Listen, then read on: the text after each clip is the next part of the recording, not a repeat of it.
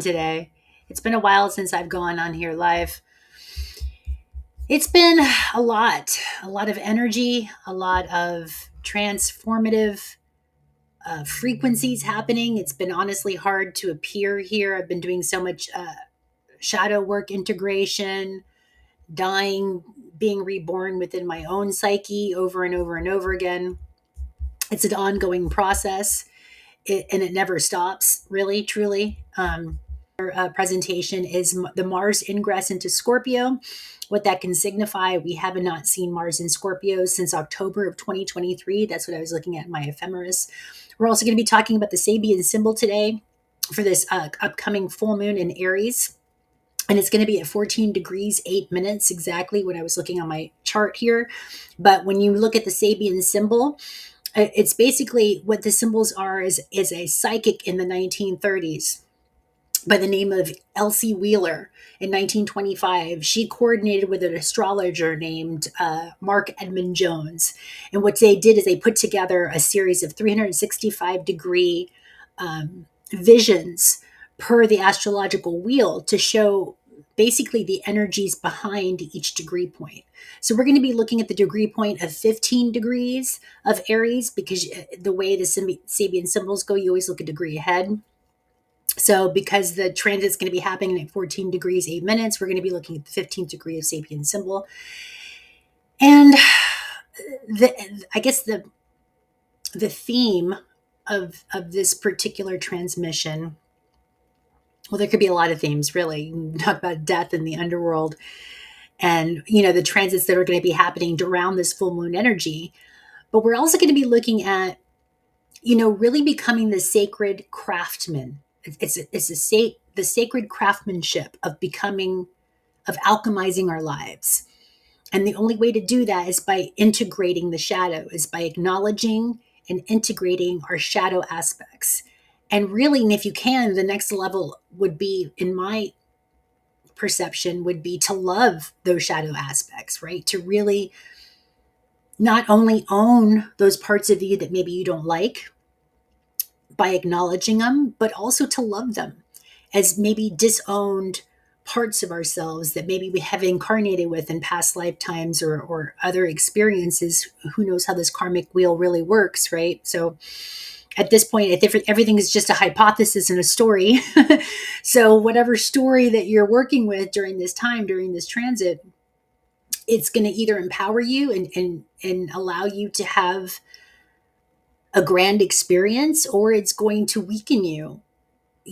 Hell and heaven exist simultaneously. It just depends on which frequency you're tuned into.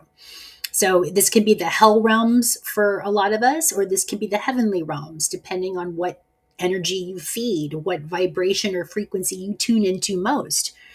But I would say, again, with all the scorpionic energy, you cannot repress the shadow, because that which you try to repress will just come out in full force even more. I think of like a volcano, right, exploding. Because in the traditional rulership, Scorpio is traditionally ruled by Mars, and the modern rulership is Pluto right now. So we know that Pluto is in retrograde in Aquarius. We know Mars just ingressed into Scorpio, so it makes it very powerful. It makes it very focused. Scorpios tend to be more focus driven anyway, very penetrative, very research mode. Once a Scorpio gets his teeth into something, it really doesn't let go, and it tends to look at things that are more that are hidden. We like to look at the underworld again, wonder what's underneath the rock, right? Explorers into the inner caverns of our psyches. We don't mind exploring and seeing what's there. But it's not always easy. This is not an easy transit. And especially with Saturn having gone retrograde into Pisces, Saturn is already constrictive because it's ruling planet. Pisces, it's constricting Pisces because Pisces likes no boundaries. And so it's showing where we constricted ourselves, where we put these labels, or we bound ourselves in our own mental prisons or our own spiritual prisons based on our belief, right? So we're having to retrograde, go back and redo, reorganize, relook at where we have bound ourselves in this underworld cavern of our psyche, because we were not willing to look at it, or we were scared to look at it, or we were indoctrinated by religious programming and taught not to look at it, that it's bad, that it's evil. Don't look at the divided parts of yourself, right? The demons, which are really just the demon and the angel, is they're all you. They're all aspects of you, just different frequencies. Especially when I look at astrology, I look at arced angles, right? Because when we talk about seeing angels, I see it fractals of light. When they're fractaling and they're arcing, right? Kind of like I would think a rainbow. Then you would see the arced angle, right? The arced angle of who we are is really light beings. And so all of us in some degree, it's varying degrees we talk about in astrology, are these arced angles or arced angels. But depending on whether or not you're repressing your shadow, it can come up and it can rear its ugly head in, I would say, a disagreeable way, right? Because I'm really trying to refrain from positive and negative and using this polarized language. It's more about, are we accessing an agreeable energy or a disagreeable energy, right? So we're going to go into a little bit of the screen share and looking at the exact full moon in Aries. We're also going to be pulling some cards from the Shaman's Dream Oracle deck today, which I was really called to do for anybody watching in the now or now time future. And also I was called to pull from the Earth Magic, because we do have this opposition energy during this time period where Venus is going to be in Virgo, opposing the nodes at this point. So we're going to be looking at that. I'm also going to be pulling from the Sacred Rebel Oracle deck, because this is very, to me, a Uranian type of Oracle deck card that I really like to work with. It's telling us where we need to rebel against even our own mental constructs, again, our own thinking, not necessarily to believe everything you think, because it's just a thought, and that thought form may or may not be organic and originated from you. So these are just, again, filtration systems to go through as and I would say this not just for myself, but anybody that you are consuming content with and by, to filter it through your own gnosis, through your own inner knowing. This is the practice, right? We've got Jupiter in Cancer, learning to really tap into your own stomach, your own gut biome of truth. And if it doesn't feel true to you, please discard it. Just put it in the compost, right? But if there's something here for you that resonates, again, we live in a vibrational universe. So I hope some of this resonates and connects to you. And again, this is more of a metaphysical astrology channel. So because I do tend to look at the bigger picture, I've got a lot of Sagittarius in my first house. So I tend to look at the higher, the big picture concepts, not so much the nitpicky opposition of Virgo. I don't do that. Or Gemini, just about information. I like to get to the wisdom aspect of it. So we're going to be telling stories here. We're going to be relating to real life, connection points, real life happenings. And depending on what kind of media you're following right now, there's a lot of things happening on the world stage that are really bringing to light not only our own collective shadow, but the shadow of a nation, the shadow of our countries. So we have to look at that as well to get a really clear picture of who we are, where we've come from, and where we're going, right? And how can we stay present based on the information that we have now and based on truth, right? What is truth? So these are all questions, things to be looked at. And this is just going to be looked at from an astrological perspective. Again, this is very metaphysical. It's very intuitive. So let's go ahead and take a look at the chart. I'm going to screen share FaceTime camera. All right, let me do this here. There we go. And okay. We're going to share that. And I'm going to go to here. I want to make sure that okay. So this is the transit exactly October 6th. You can see here at 11:47 p.m. Eastern Standard. And I have Aries on the ascendant when I like to look at the wheel, just because it's just for organizational purposes. So you can see here that the moon, anytime there's going to be a full moon, the moon is always going to be opposite the sun. And you can see here, based on this particular program that I'm looking at, it's going to be at 14 degrees, 8 minutes. So here's the degrees. Here's the minutes. And you can see that the sun is going to be in Libra. It's going to be almost at its halfway point in the Libra scale, since we are in Libra season until the end of October. So it is about balance. It's about balancing our relationships. It's about highlighting where we have been out of balance with service to self and service to others. We're also looking at too, when I was looking at the screen here, we can see Mars, our action planet, is still in Scorpio. It's at 10 degrees at this point, and it's conjunct within a 3-degree orb to our Black Moon Lilith, which the archetype of Lilith is the aspect of us that will not be controlled, that will not be repressed. And so she's very independent. She's the aspect of us that wants truth, that is willing to fight for what she believes in. Again, she's in the aspect of Scorpio as well, which Scorpio is all about the underbelly. Eighth house matters. It's a Plutonian ruled house. So Pluto is going to come in and not only reveal what action we need to take where we've been maybe out of balance or hidden or repressed in our actions through Scorpio, but also where we need to stand up and to be that inner Black Moon Lilith, which is really, not allowing ourselves to be dominated anymore, right? And what's interesting, at that particular day, you can see that this is the symbol for Mercury. Mercury will just have ingressed into Scorpio at that time. And we can see that there's actually going to be a square happening with Pluto at its retrograde at 1 degrees in Aquarius. And again, Pluto rules the 8th house of Scorpio. So here's the planet of death, transformation, the underworld's coming in. It's going to be having a conversation with Mercury, which are typically, of all the gods in the zodiacal wheel, in the pantheon of gods, Mercury was the only one who could safely go back and forth to the underworld, right? It was the messenger of the gods through all the major gods, right? Poseidon, Zeus, and Hades. So this particular Hermes, right, messenger, this particular being has many names: Hermes, Mercury, Thoth, is considered very hermetic, right? And I was even breaking down the word, the etymology of Hermes, which is he, her, and me. So if you also look at the etymology of Hermes, tends to be a very androgynous being, right? So Mercury being androgynous, both masculine and feminine, is able to go to the light and the dark, right? Is able to go to the heavens where Olympus and the gods dwell, Zeus and all of the pantheon of gods mostly live there.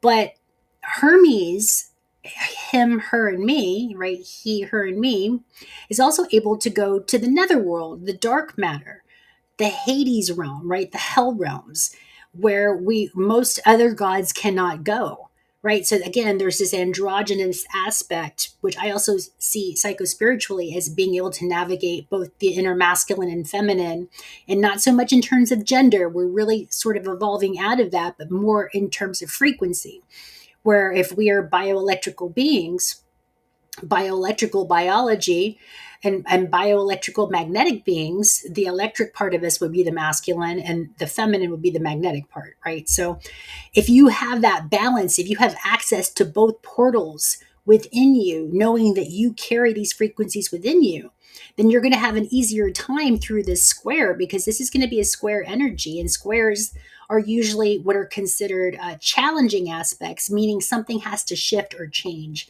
within this frequency, within this particular field. And depending where this is happening in your chart, you might want to take a look to see where Scorpio is going to be aspecting. And if you want help and support, navigating this, you can always reach out to me. I'd love to be able to help you navigate these transits in your own individual birth chart.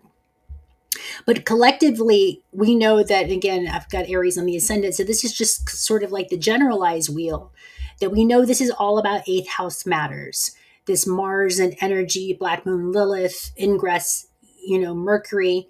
And we can see here too that the opposition, this is the symbol for Venus. She's going to be in Virgo at 21 degrees. She's going to be opposing the North Node in Pisces at 18 degrees. So oppositions are also a challenging aspect. You think of like opponents in a ring, right? Opposing forces that have to battle it out to make each of them stronger, right? To develop a certain level of mastery. So what can that mastery denote, and how can we tie this all together? We know Venus is our love and money planet. In Virgo, she likes purity, purification. She likes orderliness, routine. She's ruled she rules the sixth house in Virgo. So it's asking us to look at, are you doing what you love every day, and are you doing it routinely? And Virgo likes to be in the body. So it is about healthcare practices. It's about health needs. It's about, pharmaceuticals and natural health remedies. So this is a time for us also, too, you can see on the world stage where there's really this opposing energy of healthcare, the healthcare field in general, right? If you look at the pharmaceutical industries and what they're promoting and what's going on there with their food and substances and certain injections and things of that nature, right? Would be more artifice, right? The pharmaceutical rather than the pharmacy, the natural farms, which would be more Virgo, right? So there's this opposing force with the needs and wants of what the collective is calling for. We want more natural products. We want to take things more naturally, more organic, routinely. This is also Virgo. And where we have been perhaps again, 12th house is all about institutions, prisons, imprisonment. So where we have imprisoned ourselves through our medical system because of what we have been utilizing for healthcare. And so this is going to be a huge reveal. Again, we're looking at Mercury, how we see things is really going to be looking at the underbelly of all the systems that are in play, the big governing systems, because I'm looking at Pluto right now, which rules big government, and plutocracy, right? Things that are more Plutonian ruled, old money, old systems. We think of like the stories that are going on right now with the Rockefellers, who they're the ones that establishes the American medical system, right? So anytime that you're going to be exchanging money for health, there's always going to be that undershadow of how can we really get healthy if there's going to be money made from us not being healthy, right? This is just for entertainment purposes only. That we are having these conversations. So just keep that in mind. This is something for you to just consider. This is just a story about astrology that we're all looking at, that we could be looking at in a new way of disseminating, again, the information and the energies. Because Mars is going to be taking action. Mars wants to get to the root of the matter. Again, Mars wants to go deep. It wants to look at, especially with Black Moon Lilith being there, where we have been repressed, where perhaps certain substances, technologies, healthcare has been repressed, has been hidden from the public view. And so now this is all being brought to light right now because the sun is illuminating. Again, in Libra, it's about balance in our relationships. Where have we been out of balance? Within our own healthcare system, within our own governing bodies, within our food supply, right? Because people are starting to see too. And I'm looking at Sirius, which is almost opposite here. It's at 8 degrees Aries. Ceres is the heart. She's the asteroid of the harvest of the grain, right? How we take care of ourselves. Ceres is the beginning of the word cereal, right? So it's everything we harvest is the agricultural asteroid that points to our agriculture. So you can see on the world stage also what's happening. People that are angry. This is also Mars, and frustrated, things that are hidden of what's been in our food supply, right? And how perhaps things we've been spraying on our crops and on our agricultural fields have been actually poisoning us, right? Again, entertainment purposes only. So this is part of what this collective stirring has been bringing up and really activating a lot of us to take action, because Mars is the action planet. And again, it's the traditional ruler of Scorpio. So it feels very at home in Scorpio. It's very pointed, focused. Even if you look at the symbols, I love sitting and just staring and working with the symbology.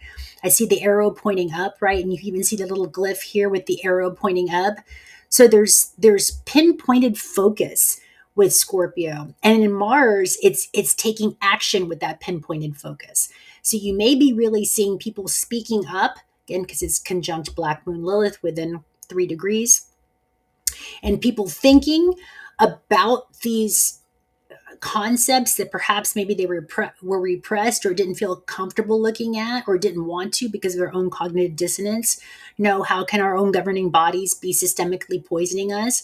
How could that happen? How could our government be lying to us about what's going on in the world stage behind closed doors with the plutocracy, with big money? with big groups, organizations. How could this be? So you're starting to see that. And we also, what I'm seeing too, one of the saving graces is because Pluto in retrograde is going to be still trining Uranus, which is the planet of unexpected change. It's flashes of insight, aha moments in Gemini, which is ruled by Mercury. So there's going to be some really great reveals about what's been hidden, and perhaps I even say hidden technology that could help this planet heal pretty quickly, right? So there's been, I would say, repressed, because this is also Scorpio, anywhere we've been under subterfuge or repressed or hidden technologies that are already working, that are already in available to help clean up the planet, to help clean up our water systems, to help clean up our food supply, right? So, I'm even thinking too of the gut biome. I personally have been working with Dr. Zach Bush's product, Ion, the gut support, and I found tremendous value. It's so simple. It's just humic acid made from ancient soils, but you take it before a meal every day, and boy, I feel such a difference in my gut biome, and I have clear thinking patterns. I've just been really focused on healthcare because of everything that's been happening. So, excuse me, really aligning with those beings that you find have similar values, have similar, not only values, but I would say temperament is the word coming in. Listen to when people speak. Don't just listen to their words, but feel the vibration when somebody is speaking, whether they're selling you any kind of supplement program or healthcare or whatever it is that's being transmitted. Really tune into the frequency and the energy. And again, let it go through that filtration system, because frequency doesn't lie. And so this is what Scorpio is going to be revealing right now, especially since Uranus and Aquarius is all about frequency. So this square is going to be showing us where there have been untruths, where people, especially people of power, people of recognition, people that we have elected to make these definitive decisions for us in terms of healthcare, of food, of a governing system, what's going on in the world stage, especially when it comes to politics and war, which is also very much Mars. We're starting to feel the frequency of how out of balance it truly is. So, us as a collective, which is Uranus and Aquarius, we're asking, what are we going to do about it? We're seeing these out of balances in the world stage. We're seeing these governing bodies outright lying and hiding and doing the old world systems back when they were doing it since the 1940s or 50s, even when JFK was assassinated, right, or unalived. So this is like almost a pattern coming up to be repeated and to be recycled and be relooked at. And what the question is, what are we going to do about it? Action.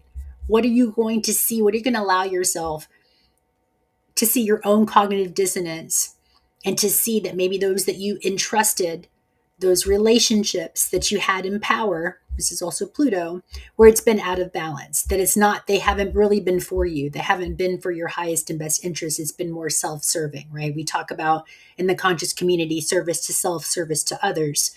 And so those in power we can see have really been in service to themselves in a very minority elite sort of group system, that if you're not in it, I think of George Carlin, right? There's a big group of people out there that rule the system, and you and I are not in the club, right? It's like this big club that rules everything, and you and I are not in it. Love George Carlin. Anyway, exuding truth through humor is actually really, to me, a powerful tool. But anyway, going back to this transmission, there's a lot to be looked at. There's a lot to be connected to. I'm going to go ahead and stop sharing here and talk to you in your eyeballs. And so it's really up to you to figure out which frequency that you are most aligned with. And that's first and foremost about getting true with yourself, allowing yourself to tell yourself the truth about your own shadows, about where you have allowed yourself to be deceived because you didn't want to see. You wanted to and I say this to myself too, because I tend to be a Pollyanna. I have all that Sagittarius. You would think I would be dark and brooding with all that Scorpio too, but I got a lot of Sagittarius to counterbalance it, thank goodness. So I tend to focus in the wolf that you feed, right? Is it the wolf of fear or the wolf of love and courage? And so that Sagittarius flow within me, thank goodness, helps me focus in on the wolf of love, right? I'm constantly feeding that aspect of that Pollyanna idealistic perspective, right? So I like to live in the idealistic world, but I also like to be grounded, and I like to know the truth of things, even if it's hard to handle, even if it's a truth I'm not willing to necessarily look at. It's important that I do that. I push my own boundaries, right? That I'm willing to really stay grounded with what's happening. So I maintain that idealism, right? The world that I really want to see. But then I've also got to be here grounded with the world that's in front of me, right? Because you've got to speak on the truth that's here first before you can speak and use your words on the truth that you want to invoke. Otherwise, you're just gaslighting yourself and other people if you're just only speaking on things you want to speak about and only look at the Pollyanna and only look at the bright side of life. Well, right now in Mars and Scorpio, it's saying, no, you've got to look at the shadow, because the shadow wants to be integrated. It wants to be acknowledged. It wants to be seen, and it wants to be loved. All aspects of self, even the aspects of self you don't like, right? So if you tend to find yourself jealous or petty or not able to forgive because you're hanging on to anger, look at that. Be willing to acknowledge that and see that, and hold that aspect of you. You know, it's okay. A lot of this is learned in early childhood. A lot of this was inherited from our ancestors and their anger patterns, right? Because everything we talk about, especially in architecture, with Virgo season right now being entropy, it's like the structures of the mind that we inherited are dissolving. They're collapsing. I'm thinking like the Tower card and the Tarot card. And so it's okay to let these things go. They needed to dissolve, because anything that's real or true, or that's the foundation is truth, it won't dissolve. It's going to be steadfast. And that's why there's been mystics that have been able to tell the truth about our consciousness, or tell stories or metaphors that we all resonate with, because it holds truth. Truth does not dissolve. Only the lie and the falsities will dissolve. And first, they have to dissolve within you.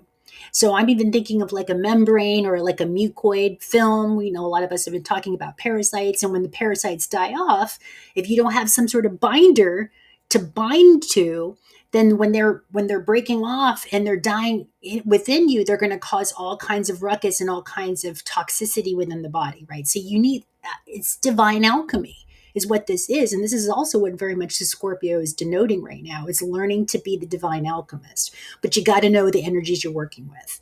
So it's no more gaslighting yourself or others by only talking about what it is you want to see. No, you got to talk about the truth about where you are and who you are. And then love yourself, forgive yourself, do the inner work, right? Journal, meditate, move, somatic movements, right? Get into the body. Because once you can learn to honor your body systems and realize they're just part of the dance, it's all part of this holistic being that we all are. We are part of this one consciousness, this divine intelligence that is absolutely perfect. But the divine intelligence has a shadow, which is also perfect. That's contrast. It's being able to, and willing to see all aspects of self. So this is the conversation that wanted to come through. And I'm going to go ahead and pull a card now. If you guys, I'm going to pull, first of all, the Earth Magic Oracle deck's coming through right now. So I just wanted to take a breath, maybe get a sip of water. I'm going to take a sip of my, I've been drinking mineral water, sparkling mineral water. I've been loving it, mineralizing the body, uh, drinking a splash of, putting a Celtic sea salt, maybe some citrus in with it really helps, just, again, with digestion. It's all about the gut, because the gut, your stomach is attached to your thoughts and your brain and how you think. And so this is, again, for you to deep dive in your own gnosis about your own healthcare journey, which is why I've been called to use the Earth Magic, because, using organic tools helps you have a more organic experience. The more artificial your nutrition, the more artificial your experience. The more organic your nutrition, the more organic your experience. I know it sounds simplified in that way, but I call it the Occam's razor of spirituality. The simplest explanation tends to be the accurate one. So, yeah, eat more organic and have a better or more organic experience, in my opinion. Okay, so let's go ahead and take a look at the Earth Magic Oracle. And again, I want you to take a breath, maybe put your hand over your heart, just being able to receive whatever it is you're willing to receive at this time and space. Let it be for your highest and best timeline experience. May it bring you peace and wisdom and an inner body wisdom, knowing that you are the divine intelligence that is part of everything and everyone in a symbiotic relationship with life and nature itself. And so it is, and so it is, and so it is. So coming from that space. So let's see what card wants to be pulled, wants to be looked at in terms of what do we need to know, especially during this Mars transit in Scorpio, what's been hidden, what needs to be revealed, what part of the earth can help us during this process, during this deeply alchemic time of transformation, of being willing to look at the shadow and hold those aspects of self. This came in really cloud. Okay, cloud, shape shifting. So I don't know about you guys, but I love to go outside and look at the clouds. That's part of one of my meditative practices, because as above, so below, I love to see the shapes and what the clouds are denoting. I feel like everything's a messenger if you choose to look at it that way. So going out in nature and seeing too, one of the downloads I received when I was doing this meditation with the clouds is how quickly things can shift, right? The weather, that's why we do the cosmic weather, right? Because the patterns are always changing and moving and shifting with the tides, just like our constructs, just like our ability to see the truth and to have an, I'm thinking of Uranus, right? Have a flash of insight, have an awareness, and then the whole landscape changes, right? All of a sudden you see a face in the cloud, and then it's a dragon, and then it's a bird, and then it's a tree, and, and it moves pretty quickly, right? So this is the ability for our perception to shift on a dime if you're willing to go in and do the work and to love your shadow and to see the things that have been hidden underneath not only your own structure but in the structure of what's going on outside of you, right? As within, so without, because that's how we're going to change realities, by changing what we're seeing from the inside out, right? It's a collective experience. So we can do that through by our perceptions and by going out and maybe playing with the clouds, right? Going out in nature and seeing how things can change on a dime based on your frequency. So working with your frequency, I've actually been really getting into Eileen McCusick's work. She is a doctor working with, I don't know if she's a doctor, but I know she has her master's, and she works with tuning forks. So that's going to be my next exploration, is working, really harmonizing and tuning my own field, right? Using a tuning fork, again, Occam's razor, something as simple as tuning up my own field can help me change my frequency and help shape shift what I'm perceiving real time, right? And I can do this for myself. This is self modulation. This is, self study. This is, and something that's very simple, is just doing a tuning fork and just working on your body's fields. And I would highly recommend you look into her work. She's been doing this for over 30 years. She has some really fantastic data points that talks about, it's very Virgonian, right? We still have this Virgo axis, Virgo and Pisces axis. She's very grounded in her etheric knowings of how the body works, right? She's actually been able to map out the body through frequency and using tuning forks to really see where we've been out of balance and which time in our lives we became out of balance, whether it was early childhood, whether it was in our teenage years, as early adult, that actually is held in our field. So that's really interesting work, and it's to me, it's revelatory. And again, it's very simple. It's something you can do for yourself. But again, changing the frequency is what's going to shape shift and cloud shift and change what you're perceiving, right? So this is, again, divine alchemy. It's just knowing how to work with the body and knowing how to utilize these tools, which is very much Scorpio. Again, things that have been hidden, we may not have. There's no money in healthcare. There's only money in sick care. So if we're making money in the healthcare, and this is something that, again, I look at Scorpio, you're never going to have true health as long as somebody's making money off of your sickness. And that's why we need free healthcare. Again, entertainment purposes only. This is my own opinion, because if nobody's making money on it being healthy, then there's no, I would say, ulterior motive of keeping you sick because nobody's making money off of it. If everything was free, healthcare was free, then nobody's making money off of health, and there's no motivation to steal somebody's health for somebody's pocketbooks. In my own personal opinion, again, entertainment purposes only. I feel like I have to say this in this channel, but next, I'm going to pull from the Shaman's Dream Oracle deck. I really love this deck. It really, again, interweaves this North Node in Pisces, learning a very shamanistic approach to the energies and how to look at it in a very grounded way, and yet also too very etheric way. So these are the tools that I like to work with. This is why I'm drawn to certain cards and authors and illustrators that are, again, have that grounded, but also very etheric. So what do we need to know? Anybody watching this right now? Okay, Eyes of the Eagle rising above the fray. I love this card, number 18. And I wanted to see if there was a number on that one, because numerology matters as well. Oh, I think I already put it away. Let's see if this has a number. Okay, that doesn't have a number. This has a number. So 18, 1 and 8 is 9. We know it's completion. We are in a 9-year astrologically. This is also the year of the wood snake, 2025. And ironically enough, the symbol for the eagle is also a symbol represented by Scorpio. Scorpio has many different animals that represent Scorpio. The gray lizard, the snake, the eagle, the phoenix, right? I think I'm missing one. Oh yeah, but the eagle is one of the archetypes of Scorpio. So the eagle is about rising above the fray, right? Really taking I love Pam Gregory's perspective when she says, maintaining your eagle's perch. That's very much what this card signifies, especially when you're just looking at the rounded eye. It's funny, if you check out my channel, I just had a whole download on the third eye atlas, because we have this comet that's approaching the Earth at the end of October, November, and they call it Three Eye Atlas. And the download that I had received early this Grand Rising was Third Eye Atlas. So this is interesting that this is almost like a third eye, right? It's really being able to focus in. And again, this Mars in Scorpio, it's very penetrative, it's very focused, it's being able to look, again, rising above the fray, seeing what's not only in the underworld, but being able to rise above it. I think of Mercury too and Hermes, that's able to go in and out of the underworld. So you want to go into the underworld, into the underbelly, and see what's there, right? And then you want to be able to rise out of it and get a higher perspective to see, well, what's right about this? I always like to ask, what's right about this?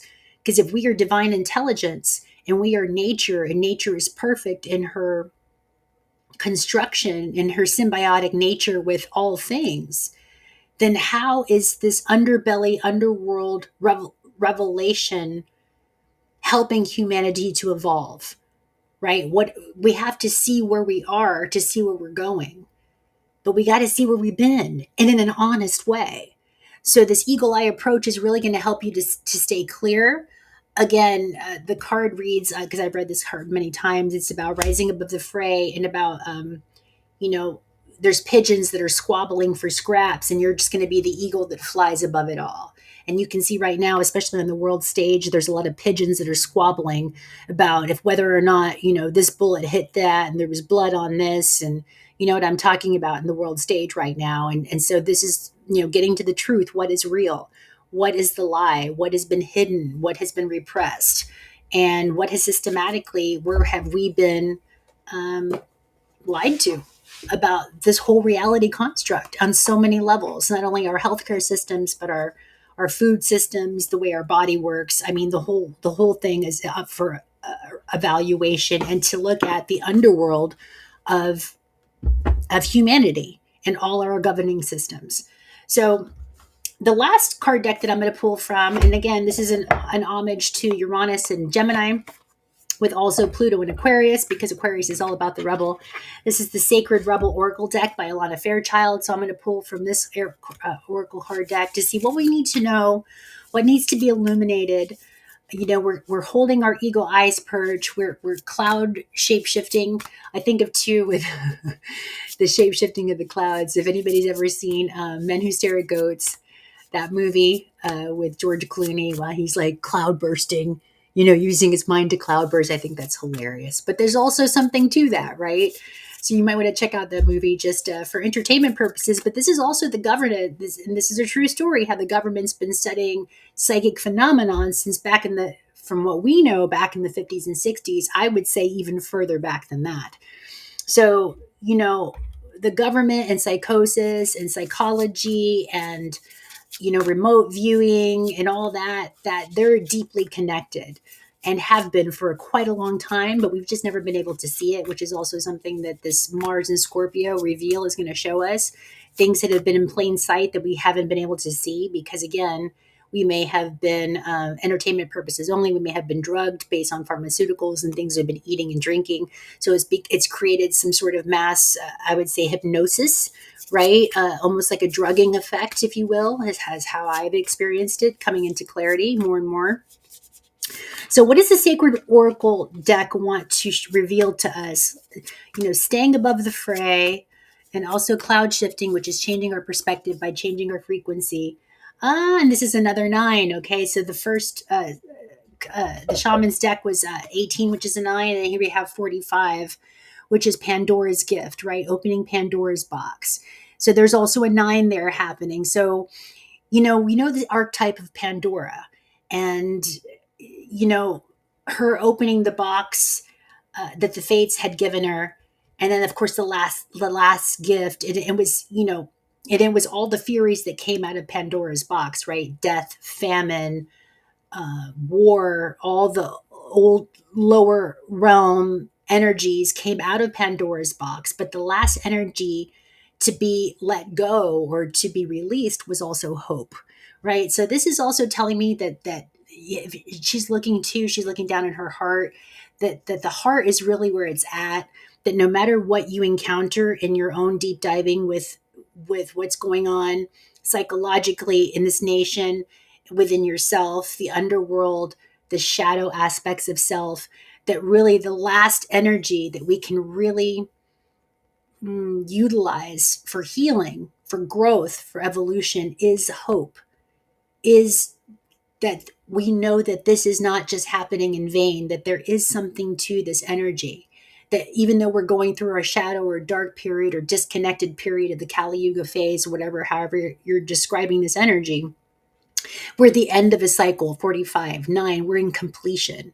This is the end of a reality timeline, of a spell cast, of I would say, a drugged, dream that we've all been under. This is the end cycle of it right now. And so with all these retrograde, the outer transpersonal planets that are still retrograde right now, meaning Uranus and Pluto, Saturn, Neptune, we're having to go back and really look at these shadow aspects so that we can heal them. You got to feel it to heal it. You got to acknowledge it first within yourself. And then you got to acknowledge and see what's really before you with clear eyes, right? With a clear body, with a clear heart. And that usually starts with clear organs, clear systems. So again, we just came out of the Virgo season going into Libra, which is balance in our relationships. So inviting in this routine, the routine of purifying, so that you can get to the truth of what's really been in front of you this whole time, and rectifying the shadow aspects that, again, have been creating chaos and putting us out of balance, that we can get to the truth of our next evolutionary stage. Because come 2026, it's a 1 year. We're completing the ending of many cycles here, and we're getting ready to start a whole new frequency.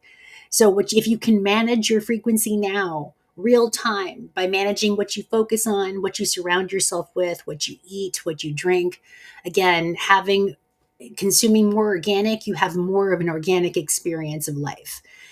Consuming more artificial stuff, you're going to have more of an artificial experience of life. It's just common sense. It's just something, again, I like to call it the Occam's razor of consciousness. Usually the simplest explanations tends to be the correct one. So a very grounded approach to this energy. So if you are connected to this channel, if you liked any of this content, I would invite you to share it, like it, please subscribe, send it to friends and family who might also connect to this. And I'm going to be doing more what I'm being called to do, especially for the month, because we've got right now Mars ingress into Scorpio till November 4th. And I have a Discord